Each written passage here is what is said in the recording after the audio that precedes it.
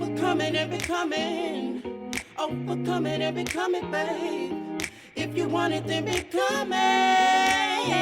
Just let your light shine through you, baby. Who you are, live life in your truth. Sister, love, you're amazing.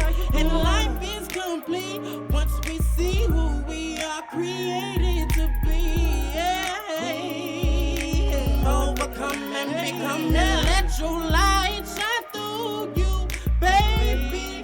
Who you are, live life in your truth. Sister, love, you're amazing. And life is complete once we see who we are created to be. We are who we are, meant to be who we are. Welcome to Overcoming and Becoming. I am your host, Latisa V. On today's episode, we're going to be talking about dirty secrets that comes from being human trafficked. My special guest is Miss Grace L. Holden. But before we go there, I want to give a shout out to my sponsor, the House of Couture. Check out my fit. She has me styled from head to toe. If you are looking to get fitted, she's right here on the north side of Houston. It's from a size 2 to a 22. She'll get you looking good. We'll be right back after this break. If you want it, then become it.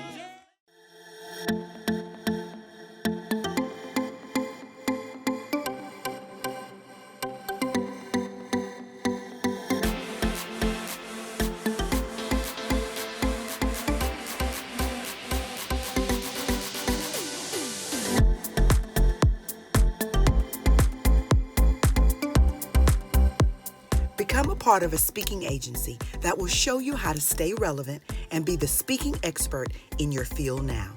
Get ready to be ahead of the pack. Join the League of Champions and get ready for a champion comeback. Overcoming and becoming. Overcoming and becoming, babe. If you want it, then become it. Welcome back to Overcoming and Becoming. Today's episode is all about dirty laundry. How many of you have dirty laundry? You know, those things that happened in the past that we told to hush, hush, or you keep them to yourself because maybe you're not proud of what happened and you don't seek help. Well, today I have a special guest with me, Miss Grace L. Holden. And she has written a book called Dirty. And when I read that book, my heart just felt. Because she's talked about things in her book that I know a lot of women today is going through. And I say, she needs to be on this show because I know so many women are holding on to dirty laundry, and your dirty laundry that you spilled in the book or that you highlighted in the book that really caught my attention was when you were human trafficked. Mm-hmm. And I want you to share your story. Tell us a little bit about what it felt like to be human trafficked. And just maybe what is a little bit about human trafficking for those that may not know, because I know I didn't know what human trafficking was when I was a girl. Human trafficking, they were trying to steal my freedom for profits. So when I wrote the book, I had to share my story of 5 major traumas, but the human trafficking one was the one where I really felt like freedom in every way was being stolen for profits. Wow.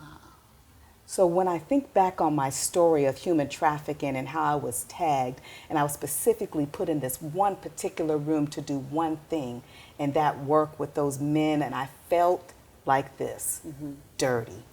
Wow. How many of you have felt dirty because you were coerced into something you didn't just willingly raise your hand and volunteer to do? Grace, can you just share with me, what are some of the tactics? How did you even get to that point? Well, let me tell you this. We're gonna laugh first. Okay. So let me tell you. So I'm a Michael Jackson fan. Yes. And honey, when I was young, I had my Michael Jackson jacket. Did you have the glove? Girl, yeah, I had the glove, but I couldn't wear it to school. So I just did the jacket with the zipper. Y'all know the jacket with the little zipper. I still got one. And mine was old, and it was torn up, and it was toe up from the floor up. So I was at high school, technically junior high. Okay. Back then we had junior high, but high school now. And I was getting off the school bus after a day of being teased like no other. And when I walked off the school bus, there was this beautiful, glamorous, long-haired Indian girl. And she says to me, "What's wrong?" And I said, "Oh, nothing." And I'm looking down and I'm walking. She says, "No, what's wrong?" "Nothing." And she goes, "Something happened at school." And I was like, "Who are you?" And she's like, "I just saw you get off the bus." I said, "Yeah, they're mean. They talked about me. They talked about my jacket." And I said, "I wish I could look more like you." And she says, "I got you." And we became friends. And girl, she dolled me up. My jacket got updated. Let me tell you. You looking fly? Yeah, I was fly. I was Michael Jackson fly. Wow. And so, you know, that went on for a little while. And then I met who I thought was her boyfriend. And I thought, they are so cute. And they go everywhere together. They do everything together. And they always had me along. But what they were doing, they were grooming me. One day, when I got off the school bus the next time, he was there with her. And he came and introduced himself to me. They took me out to eat. We went shopping. And I had all sorts of cute clothes. Girl, my hair was did and my makeup was done. We didn't do lashes back then. so it wasn't long after that he said that stuff isn't free. And I was like, "Well, how are we going to pay for it?"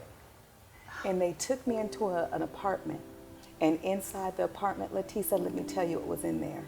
Wow. There was snacks and food and all sorts of things. But there were 3 rooms. And he said, in order to pay for all that you've been getting, you have to go back there into one of those rooms.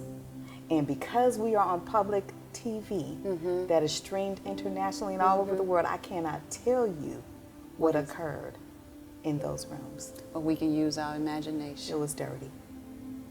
Did you know what was in the rooms before you walked in the room? No, I had no clue, no idea. Never been there before. It was right in my very own apartment complex. I had just moved there. I was super trusting. My parents had just went through a massive transition. We grew up like the Jeffersons. We didn't really have or want for a whole lot until my dad drunk himself into a situation where he got super sick, wound up having all these bypasses, lost the businesses and everything. Wow.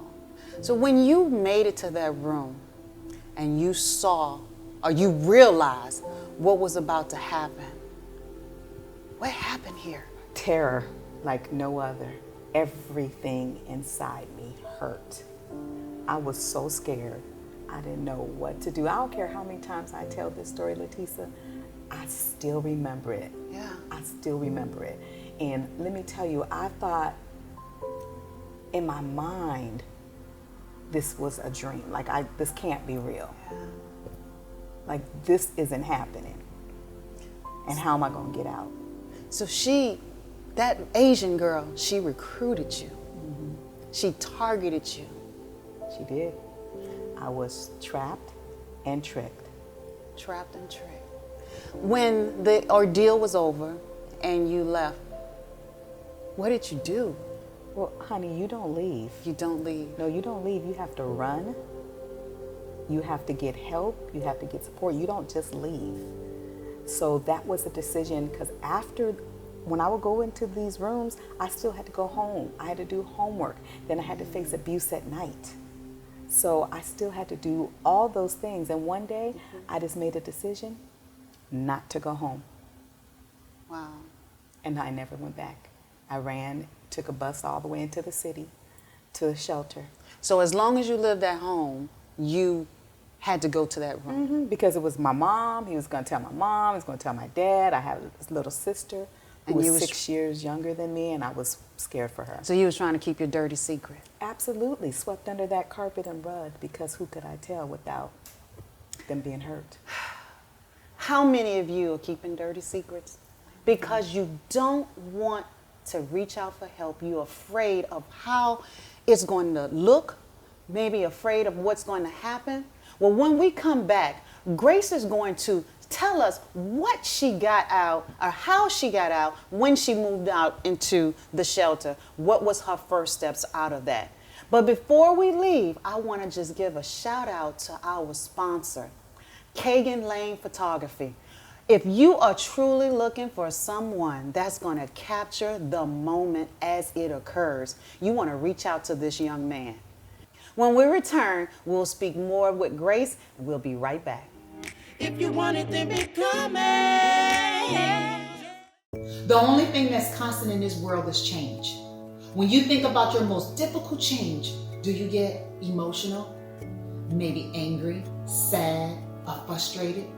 If you do, there is a high probability you have not healed the wounds of your past.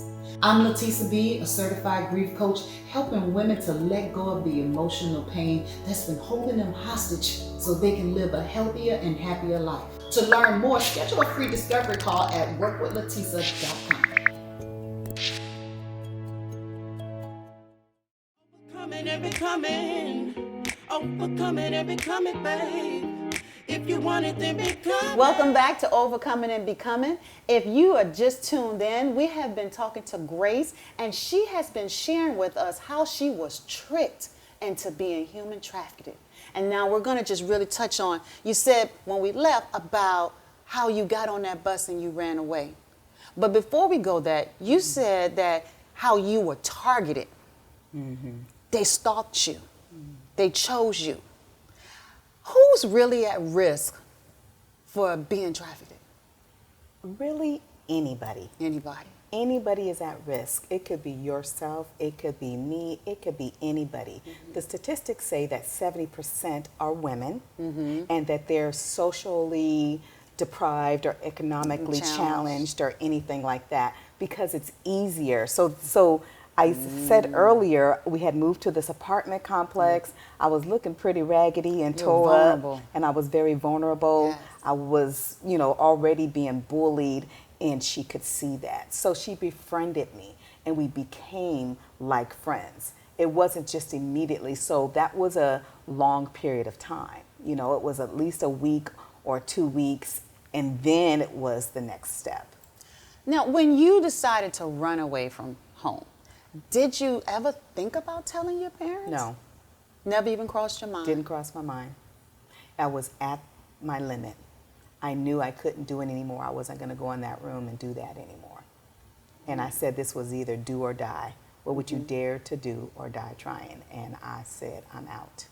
So when you got to the shelter, was this a regular shelter or it was a shelter for battered women? Because I know shelters for battered women. Was it a shelter for runaways? What type of shelter was it? Well, I didn't know what I was running into. I literally just got on a bus, and then when I got off the bus, which is a whole nother story and a journey, because I was walking and hitchhiking, and it's a long journey.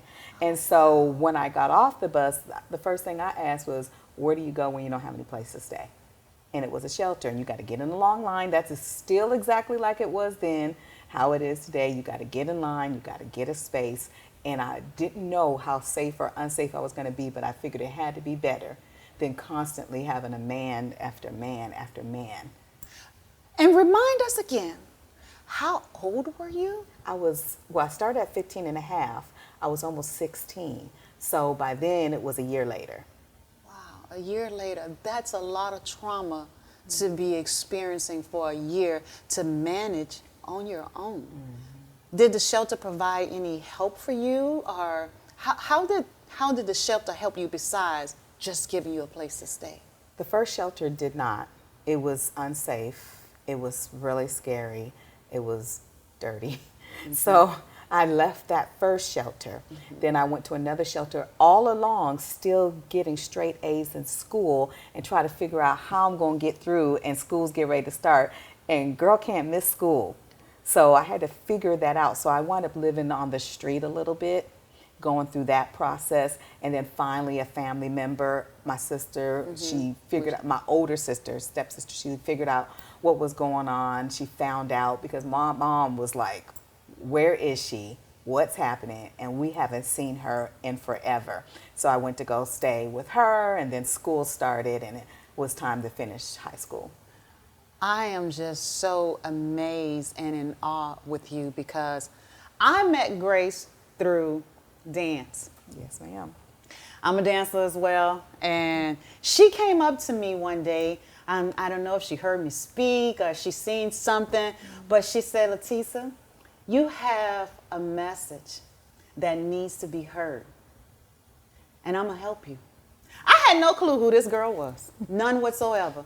But when I read up on Grace to see who she had become, to know your journey on how you got there, not only did my heart drop, but my heart raised to know that I'm in company, a presence of someone as great as you. Because what you have been able to do with little assistance at that time and still have the drive to be somebody, because evidently you know you was created to be somebody and you was not going to let what was happening to you stop you. And I just want to thank you for being the person that you are, because without you, y'all, I wouldn't be speaking on an international platform, because this is Real Champions League CEO. Woo-woo. Yes, she is the CEO of Real Champions League. So if you are experiencing some things and you thinking this has to be your life, we're here to tell you this does not have to be your life. You can choose to embrace what has happened, because you cannot change the past, but you can control the future. So, Grace, can you just tell me what inspires you? What keeps you motivated? Because I know it can be challenging at times, especially when you think back and remember. Sometimes you go back to that place. What keeps you inspired? So let me just share one of the times when I was being trafficked. And I remember at the end of that night, which was really not night, it was morning, I had said to myself, and I really didn't know faith or anything like that. So I had said to myself, if I find a way to get out of here, when I find a way to leave this place, nothing and nobody will stop me from whatever I'm supposed to be doing, which I knew it wasn't that, because I knew I wasn't born for that. So your situation or your circumstances is not your conclusion. Your current condition is not the end of your life. And I thought I was going to die. And I don't know how many times I wanted to die. And then one day I said, not so. I didn't even know what grace meant. All in your name. And it was in my name. And I said that to me because that's not the name I was called. I said to myself, your name is Grace. Something about that matters. Your name is Grace. And I made myself a promise, and I started praying to whatever I was just in the moment. And I said, I will never go back to this. Never. And I'm going to make sure the silence ends and I tell the world. Yes, well, And I thank did. you. Thank you for being an advocate, because it is really, really needed for people like you to make sure everyone knows that human trafficking is real and it happens to everybody. There is not one gender, there is not one race that's more prone to another. We are all vulnerable if the right person targets us. That's right. When we come back from this break, we're going to talk a little bit more about if you are actually in a situation that you are feeling dirty, how you can maybe take your next steps forward. But before we do that, I want to give another shout out to our sponsor. I want to say hello to JWU Holistic Healing, because they have given me a lot back what I lost. I used to have pain in my knees and my ankles and my back, but thanks to JWU Holistic Healing, I am pain-free and I can walk in my 4-inch stilettos. We'll be right back. If you want it, then become it. Have you been diagnosed with an autoimmune disease or in chronic pain? Issues with your neck, your back, and even waking up in the morning, you just do not feel yourself. It's stopping you from daily activities that you would normally do, on a regular basis. Have your doctors failed you? Are you trying not to lose hope? Your faithful appointments, you continue to keep them, and you see there's no hope in sight. Are you tired of fighting your body and ready to win this battle? It's time for you to return to fun, laughter, dancing, and family time. At JWU Holistic Healing, we help you to naturally eliminate your chronic pain so you can start enjoying life the way you want to. For more information, go to eliminatemychronicpain.com and schedule a free discovery call. Overcoming and becoming. Overcoming and becoming, babe. If you want it, then become. Welcome back to Overcoming and Becoming. If you are just joining us, we have been talking to Miss Grace Holden, and she has been sharing with us her journey to becoming trafficking, to becoming the woman that she is today. And now she's going to actually share with us, if you are in a situation and you may be feeling dirty and you don't have anyone that you can potentially talk to, she's going to share with you how, or maybe the first steps that they can take to getting out of that situation. Thank you, Latisa. I like what you said, if you want to get out. You want to get out. So I owned my own counseling business, and I had a lot of sex trafficked girls, and I owned a lockdown facility. Court appointed, they would come to me, and they would run a lot. And so there are multiple facets to trafficking. So there's familiar trafficking. There's the guerrilla trafficking. There's that trafficking where you're not exactly sure what's going on, but you know it's not right. So we didn't know what it was called back then, right? So most people think of human trafficking as those are prostitutes out there, and those prostitutes are out there by choice. And that is not always the case.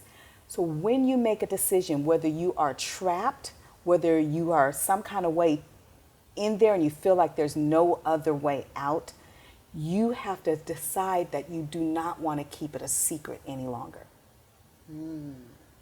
So there's the kind where you're actually stuck and you're held. And then there's the kind where you could get out. There's work labor trafficking, right? So there's so many ways. But the moment you think in your mind, I don't want to do this anymore, then it's no longer a dirty little secret. This is that secret you do not keep. That's when it frees you. This is when it frees you. This is when you make in your mind, I'm going to tell one somebody. And if you're not brave enough to tell one somebody that you know, we have a national human trafficking hotline. So all you have to do is call them, 888-3737-888. Pick up the phone. I've been part of rescue teams, Super Bowl rescue teams. We will come get you. There is help. We will come and get you. But make the first decision that this is no longer a secret. Tell somebody. It's okay. Oh my goodness, Grace. Just those words alone. I mean, I have chill bumps all over because I actually felt those words. Because when you say, when they want to get out, people actually want to stay in? It's a process of mind. The way the mind, so we missed so much in that year and a half that I was being trafficked, right? So they told me I was nobody, that I would never be anybody. I almost was on the drug side. I was covered some sort of way. I never had to do drugs. I was compliant. They said I was one of the good girls. So there's a whole mind shift that they do. You're nothing, you're nobody. And it's a little different than the movie Taken, I'm about to say, but it's like that in your mind. I've seen some human trafficking stories, and it's not shown in the light that you've seen it. It's always just forceful. You're locked in the room. They don't show the mind control aspect of it. It's more of the physical brute force of it. Yes. So now I can see, because they damaged your mind, why you wouldn't want to get help. Yes. Because you think this is where you belong, because they have controlled your mind and mentally taken away your freedom. And that's the part of being tricked. They mentally take away your freedom, or they offer something that seems so much better. So much And better. it's not. It never is, because it's exchanging your freedom for money. And you're worth more than that. You're worth so much more. You're priceless. You're priceless. You're priceless. So if you're in a situation like this and you are tired, you know this is not right, you don't want to be doing this, Grace said just pick up the phone. Pick up the phone. They will give you your first steps to taking your next steps, because this does not have to be your life. Exactly. So now that we've passed that, you have decided, or you are this world-renowned global speaker. You are speaking on platforms. Is that a lot of your platform where you are speaking to help women? You're speaking to other coaches? You're speaking to, who is your target audience when you are speaking? For this message, it is definitely so for me, it's about making change in the government, making change in policy. I also do get on the ground, boots on the ground level, but I believe there's other work that needs to get done. So, in certain cities, that particular city is ahead of human trafficking. So I target those cities.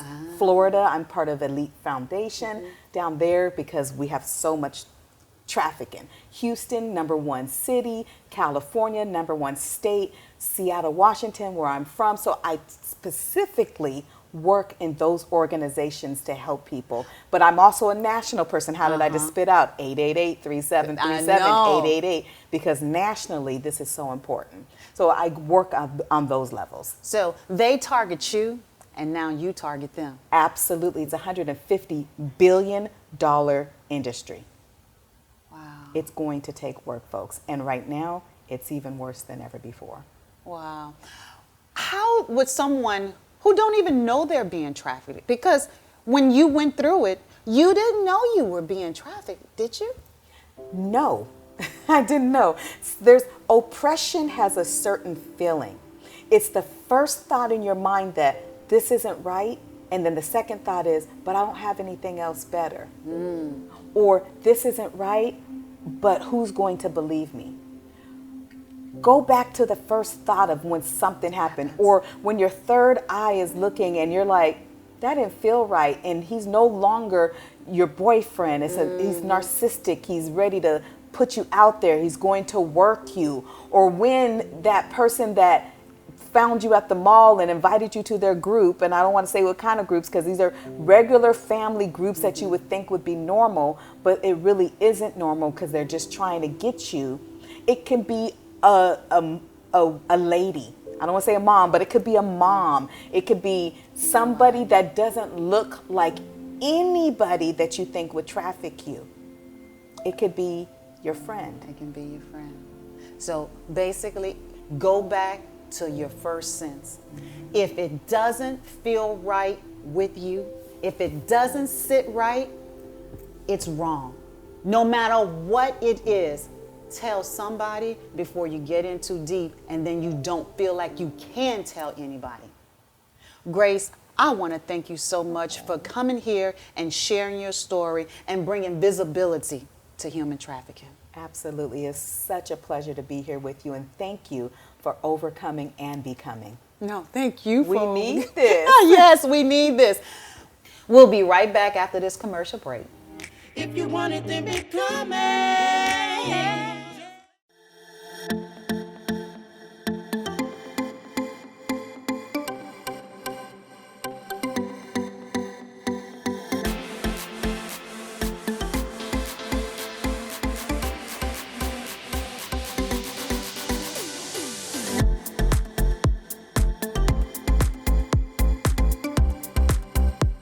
Become a part of a speaking agency that will show you how to stay relevant and be the speaking expert in your field now.